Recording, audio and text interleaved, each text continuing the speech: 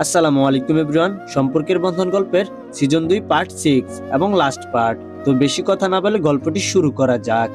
শাশুড়ি মা বলল, এবার খুশি তো? ফোনটা রেখে আমার উদ্দেশ্যে কথাটি বলল শাশুড়ি মা। আমি বললাম, অনেক খুশি আম্মু। বলি শাশুড়ি মাকে জড়িয়ে ধরলাম। শাশুড়ি মা বলল, আরে পাগলি, করছোটা কি তুমি?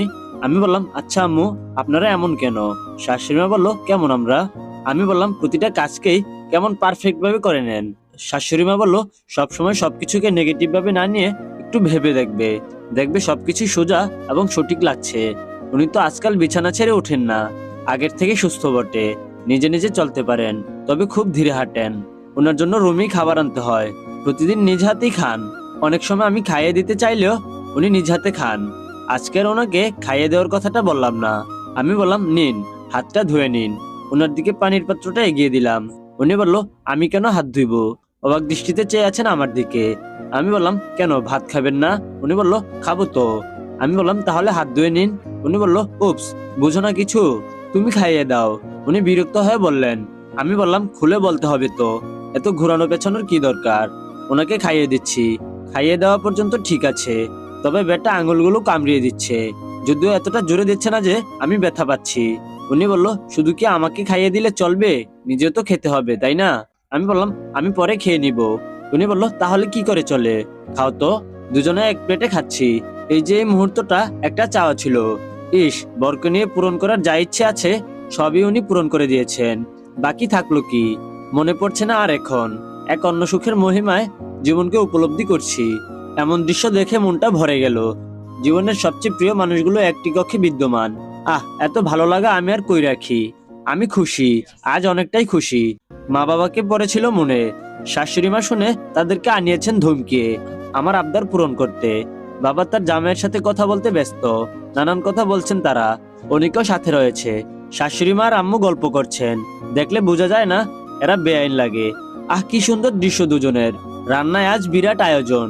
আপু আর আমি মিলে রান্নাঘর সামলাচ্ছি। যদিও কিছু সময় পর মা আর শাশুড়ি এসেছেন রান্নাঘরে। তারা গল্পের পাশাপাশি আমাদের রান্নার কাজটাও দেখিয়ে দিচ্ছেন। সারাদিন ক্লান্ত পরিশ্রম শেষে দুপুরে খাওয়ার পর সবাই রুমে এসে হাজির। জীবনের সবচেয়ে প্রিয় মানুষগুলো এক কক্ষে বিদ্যমান। এত ভালো লাগা আমি আর কোথায় রাখি? আমি বললাম, ধন্যবাদ মা, তার মাঝে হারিয়ে যেতে ইচ্ছে করছে। বাবার বাড়ি গেলে হয়তো বাবার বাড়ির মানুষগুলোকেই দেখতে পেতাম, তবে ভালোবাসার মানুষগুলোকে একসাথে এমন করে দেখতে পেতাম না।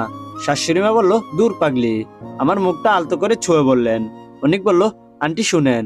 শাশুড়ি মা বলল, বলো।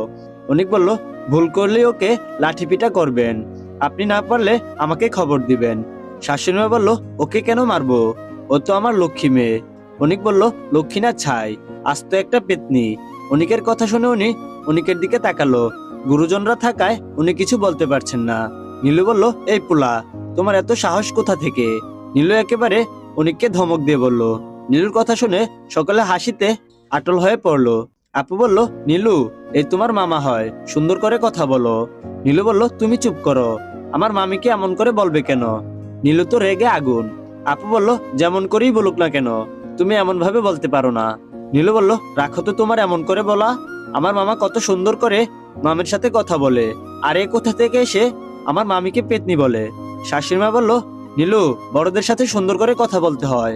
নীলু বলল, বড়রাও তো সুন্দর করে বলতে হয়। আরে বাপরে, কাকে কি শিখাবে? এ তো সবার থেকে পাকনা। কোথা থেকে আমার জামাই এসে বলল, আম্মু থাক, ওরা ভাই বোন বলতেই পারে। যাক, সবশেষে ওনার মুখে কথা ফুটলো। সবাই অনেক রাত পর্যন্ত বসে গল্পগুজব করতে থাকলো। আম্মুরা সকালে চলে যাবেন। আয়নার সামনে দাঁড়িয়ে গুনগুন করে গান গাচ্ছি আর চুল আঁচড়াচ্ছি। হঠাৎ করে উনি এসে বলল, ম্যাডাম দেখি আজ খুব খুশি। আমি বললাম, তা তো বটেই, সবাইকে একসাথে দেখে মনটা আমার ভরে গেল।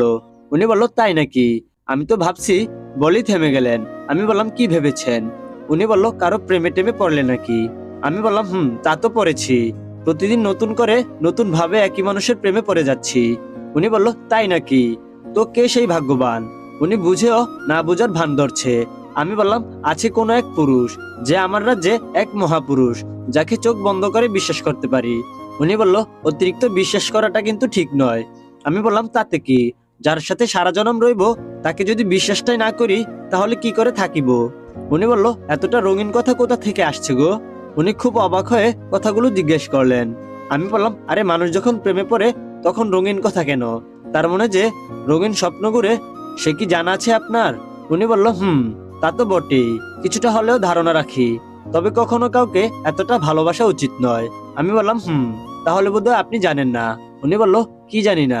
আমি বললাম, চলচ্চিত্র জগতের সেরা এক অভিনেতা হুমায়ুন ফরাদীর কথাগুলো সম্পর্কে। উনি বলল, কি কথা?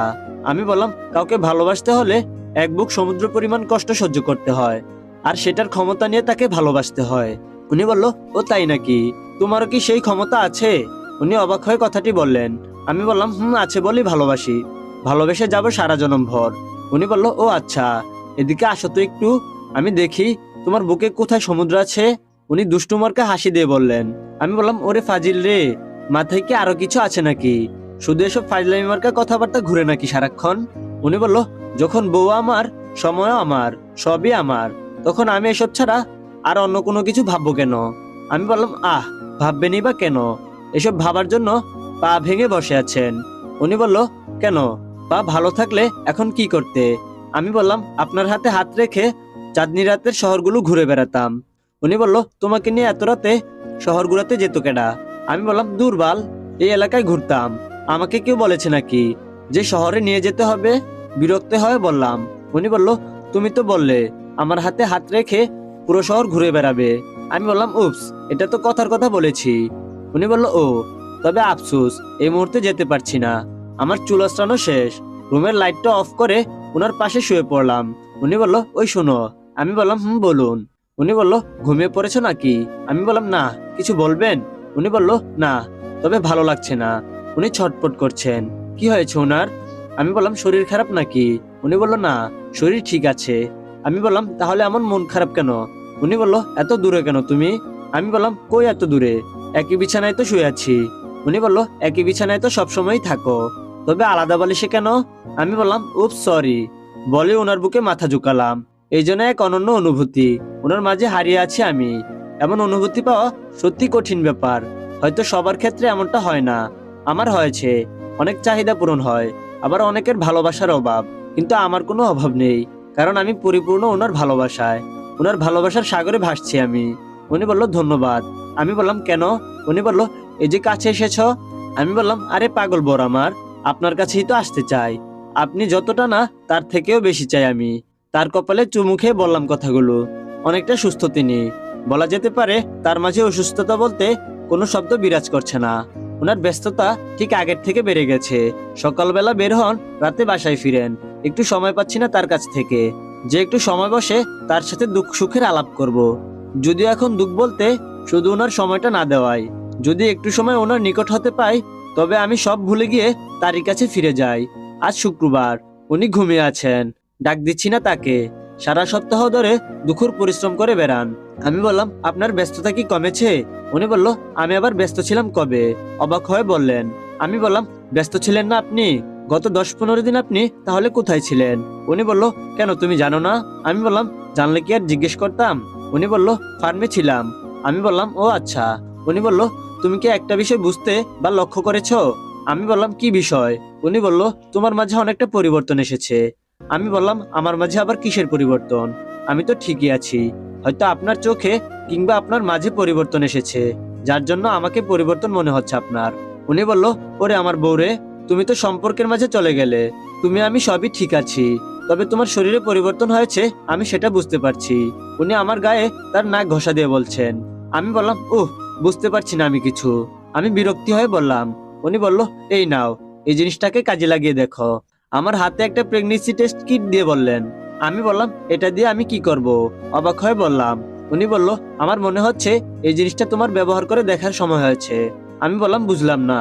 উনি বলল, তোমাকে বুঝতে হবে না, একবার টেস্টটা করে দেখো, তখনই বুঝতে পারবে। আমার ডান গালে একটা আলতো করে চুমু দিয়ে বললেন। রান্নাঘরে কাজ করছি, তখন আপু এসে বললেন, ভাবি, কি হয়েছে তোমার? আমি বললাম, কই কি হয়েছে? আপু বলল, সকাল থেকে উদাসীনই মনে হচ্ছে তোমাকে। আমি বললাম, কিসের উদাসীনতা? আমি তো একদম ঠিকই আছি। আপু বলল, আমি বুঝতে পারছি, তোমার কিছু একটা তো হয়েছে, নিশ্চয়ই ভাইয়া কিছু বলেছে তোমাকে। আমি বললাম, আপনার ভাই আমাকে কি বলবে? উনি তো কখনো আমার সাথে উঁচু গলায় কথাও বলেননি। আপু বলল, তা না হয় বুঝলাম, তবে তোমাকে এমন দেখাচ্ছে কেন? আমি বললাম, কেমন? আপু বলল, চেহারাটা ফ্যাকাশে হয়ে আছে। আমি বললাম রাতে বোধহয় ঘুম হয়নি, তাই এরকম দেখাচ্ছে। কি আর বলবো, ওনাকে বুঝ দেওয়ার মতো কোনো ভাষা নেই আমার। আপু কিন্তু ঠিকই ধরেছেন। সকালে যখন উনি আমাকে টেস্ট কিটটা দিয়েছিলেন, তারপর থেকেই টেনশনে আছি আমি। উনি কতটাই না আশা নিয়ে আমাকে টেস্ট কিটটা দিয়েছেন। যদি ওনার আশাটা পূরণ না হয়, তবে যে উনি কষ্ট পাবেন, ওনার কষ্ট যে আমার সইবে না। দুপুরে খাওয়ার পর রুমে এসে দেখি উনি শুয়ে আছেন। উনি বলল, ম্যাডাম, রিপোর্টটা কিন্তু পাওয়া হয়নি। আমি বললাম, কিসের রিপোর্ট? উনি বলল, সকালে কিছু একটা দিয়েছিলাম, সেটার রিপোর্ট। আমি বললাম, বলছি কি শুনুন না। ওনার বুকে মাথা রেখে শুয়ে পড়লাম। উনি বলল, বলো। আমি বললাম, যদি রিপোর্টটা নেগেটিভ আসে, আপনি খুব কষ্ট পাবেন। উনি বলল, কষ্ট কেন পাবো? আমার মনে হলো হয়তো তোমার মাঝে কিছু একটা ঘটেছে, তাই এটা নিয়ে আসলাম। এখানে পজিটিভ আসলে খুশি তো হবই, তবে নেগেটিভে আমার বিন্দুমাত্র কষ্ট থাকবে না। আর এমনটাও না, আমি সন্তানের জন্য উতলা হয়ে আছি। আমি বললাম, তবুও আমার কেন জানি খুব ভয় হচ্ছে। উনি বলল, দূর পাগলি, এত ভয় পাওয়ার কিছু নেই। সন্ধ্যায় উনি বাইরে বেরিয়েছেন। আপু, আম্মু আর নীলু মিলে শাশুড়ির বিছানায় শুয়ে আছে। নীলু তার মায়ের ফোনে গেমস খেলছে। আপু আম্মুকে জড়িয়ে ধরে আছেন। আমিও অন্য পাশ দিয়ে শাশুড়ি আম্মুকে জড়িয়ে ধরে আছি। আমি বললাম, আচ্ছা আম্মু, একটা কথা বলি। আম্মু বলল, মা বলো। আমি বললাম, বকতে পারবেন না কিন্তু। আম্মু বলল, দূর পাগলি, বলো তো। আমি বললাম, আচ্ছা ধরো, যদি শুনতে পাও তুমি দাদি হতে চললে, তাহলে তোমার কেমন লাগবে? আম্মু বলল, বুঝলাম না। আপু বলল, ভাবি সত্যি নাকি? আপু বোধহয় কিছুটা বুঝতে পেরেছে। আমি বললাম, না সত্যি নয়, তবে মায়ের অনুভূতিটা জানতে ইচ্ছে করছে। আম্মু বলল, আমার অনুভূতি আর কি? নিজের জীবনের সার্থকতা পেলে একজন মানুষের যেই অনুভূতিটা হয়, আমারও সেই অনুভূতিটা হবে। আমি বললাম, জীবনের সার্থকতা কেন হবে?